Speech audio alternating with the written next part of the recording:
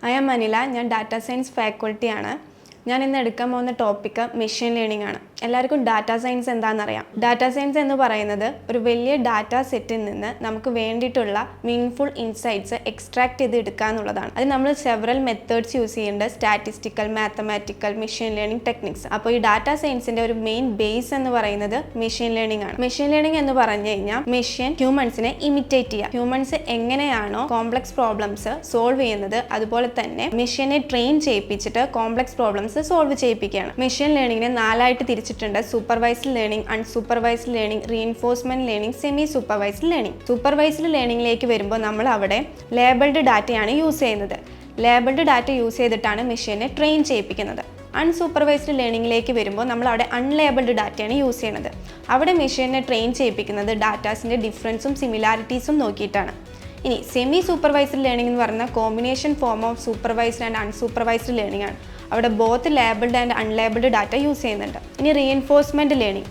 Reinforcement learning labelled ഡാറ്റയും use ചെയ്യുന്നില്ല, unlabelled ഡാറ്റയും യൂസ് ചെയ്യുന്നില്ല. അത് സോഫ്റ്റ്വെയറിനെ ട്രെയിൻ ചെയ്യിപ്പിച്ച് മോസ്റ്റ് ഒപ്റ്റിമൽ റിസൾട്ട് കിട്ടാൻ വേണ്ടിയിട്ടാണ് റീഇൻഫോഴ്സ്മെന്റ് ലേണിംഗ് യൂസ് ചെയ്യുന്നത്. ഇനി സൂപ്പർവൈസ്ഡ് ലേണിംഗ് നമ്മൾ വീണ്ടും ഡിവൈഡ് ചെയ്തിട്ട് ക്ലാസിഫിക്കേഷൻ ആൻഡ് റിഗ്രഷൻ ആക്കി തീർക്കുന്നുണ്ട്. ഈ ക്ലാസിഫിക്കേഷൻ എന്ന് പറഞ്ഞു കഴിഞ്ഞാൽ നമുക്ക് കിട്ടുക ഡിസ്ക്രീറ്റ് റിസൾട്ടാണ്. ഒരു ഡാറ്റേനെ കാറ്റഗറൈസ് ചെയ്യുക. അതായത് അതിന് എക്സാമ്പിൾ പറയുകയാണെങ്കിൽ നമുക്ക് ഇമെയിൽ വരുമ്പോൾ നോൺ സ്പാം ആൻഡ് സ്പാം ആയിട്ട് കാറ്റഗറൈസ് ചെയ്യുന്നത്. ഇനി റിഗ്രഷൻ എന്ന് പറയുമ്പോൾ നമുക്ക് അവിടെ കിട്ടുക കണ്ടിന്യൂസ് ഡാറ്റയാണ് റിസൾട്ടായിട്ട്. അതായത് ഇപ്പോൾ പറയുകയാണെങ്കിൽ ഒരു സ്പെസിഫിക് ഇൻ്റർവെൽസ് ഓഫ് ടൈമിൽ സ്റ്റോക്ക് മാർക്കറ്റ് വാല്യൂ നമ്മൾ പ്രെഡിക്റ്റ് ചെയ്യുക റിഗ്രഷൻ യൂസ് ചെയ്തിട്ടാണ്. ഇനി അൺസൂപ്പർവൈസ്ഡ് ലേണിംഗ് 2 ആയിട്ട് തിരിച്ചിട്ടുണ്ട്: അസോസിയേഷനും ക്ലസ്റ്ററിംഗ്. ക്ലസ്റ്ററിംഗ് എന്ന് പറഞ്ഞു കഴിഞ്ഞാൽ സെവറൽ ഗ്രൂപ്പിലുള്ള സിമിലർ ആയിട്ടുള്ള ഡാറ്റേനെ ഗ്രൂപ്പിംഗ് ചെയ്യുക. ഇനി അസോസിയേഷൻ എന്ന് പറഞ്ഞു കഴിഞ്ഞാൽ ഒരു വലിയ ഡാറ്റാ സെറ്റിൽ ഉള്ള വേരിയബിൾസിന്റെ റിലേഷൻഷിപ്പ് കണ്ടെത്താം. ഇനി വീണ്ടും നമുക്ക് സൂപ്പർവൈസ്ഡ് ലേണിംഗിലേക്ക് പോവാം. അവിടെ ഈ ക്ലാസിഫിക്കേഷനിലും റിഗ്രഷനിലും നമ്മൾ കുറച്ച് ആൽഗോരിതംസ് പഠിക്കുന്നുണ്ട്. മെഷീൻ ലേണിംഗിന്റെ ഒരു മെയിൻ ഭാഗമാണ് ഈ ആൽഗോരിതംസ് എന്ന് പറഞ്ഞു കഴിഞ്ഞാൽ ഡാറ്റേനെ മനസ്സിലാക്കി ലേൺ ചെയ്തിട്ട് അതിന്റെ പാറ്റേൺസ് ഒക്കെ കണ്ടുപിടിച്ചിട്ട് പ്രെഡിക്ഷൻസ് ചെയ്യാം. അതാണ് ആൽഗോരിതം. ഇവിടെ നമുക്ക് കുറച്ച് ആൽഗോരിതംസ് പരിചയപ്പെടാം. First of all linear regression എന്ന് പറയുമ്പോൾ നമ്മുടെ ഡിപ്പെൻഡന്റ് വേരിയബിളും കണ്ടിന്യൂസ് ആവണ സമയത്താണ് നമ്മൾ ലീനിയർ റിഗ്രഷൻ യൂസ് ചെയ്യുക. അതായത് ഈ ആൽഗോരിതം യൂസ് ചെയ്യുക ഡാറ്റേന്റെ പാറ്റേൺ അനുസരിച്ചാണ്. ഇപ്പോൾ ഡിപ്പെൻഡന്റ് വേരിയബിളും കണ്ടിന്യൂസ് ആണെങ്കിൽ നമ്മൾ ലീനിയർ റിഗ്രഷൻ ആണ് യൂസ് ചെയ്യുക. ലീനിയർ റിഗ്രഷൻ എന്തിനാ യൂസ് ചെയ്യുന്നത് വെച്ചാൽ relationship between dependent and independent variable കണ്ടുപിടിക്കാനാണ്.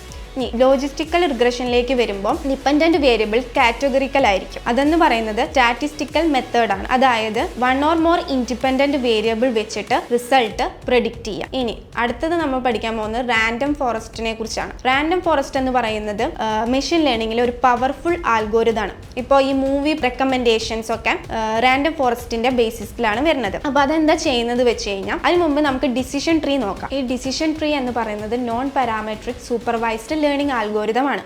അതെന്ന് പറയുന്നത് ഒരു ഹൈറാറിക്കൽ ലൈക്ക് സ്ട്രക്ചറാണ്. അതിൽ പാരന്റ് നോഡ് ഉണ്ട്, ബ്രാഞ്ചസ് ഉണ്ട്, ലീഫ് നോഡ് ഉണ്ട്. ഇനി അതെന്ന് ഇങ്ങനെ അറേഞ്ച് ചെയ്യണം എന്തിനാന്ന് വെച്ച് കഴിഞ്ഞാൽ ഡാറ്റ ഈസിലി അനലൈസ് ചെയ്യാൻ വേണ്ടിയിട്ട്. അപ്പോൾ ഞാൻ നേരത്തെ പറഞ്ഞു റാൻഡം ഫോറസ്റ്റ് എന്ന് പറയുന്നത് ഈ combined form of decision tree ആണ്.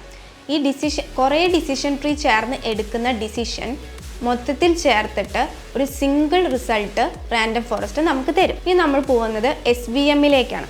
SVM support vector machine. ഇതും ഒരു പവർഫുൾ ആൽഗോരിതമാണ്. SVM എന്തിനാണ് യൂസ് ചെയ്യുന്നത് വെച്ച് കഴിഞ്ഞാൽ ഈ ബൈനറി ക്ലാസിഫിക്കേഷൻ, കോംപ്ലക്സ് ക്ലാസിഫിക്കേഷൻ എന്നൊക്കെ വരുമ്പോഴാണ് നമ്മൾ SVM യൂസ് ചെയ്യുന്നത്. പിന്നെ മെയിനായിട്ട് ഔട്ട്ലയർ ഡിറ്റക്ഷന് വേണ്ടി യൂസ് ചെയ്യുന്നത്. ഔട്ട്ലയേഴ്സ് എന്ന് പറഞ്ഞാൽ നമുക്കൊരു ഡാറ്റാ സെറ്റ് കിട്ടുമ്പോൾ അതിൽ കുറേ എറേഴ്സ് ഉണ്ടാവും.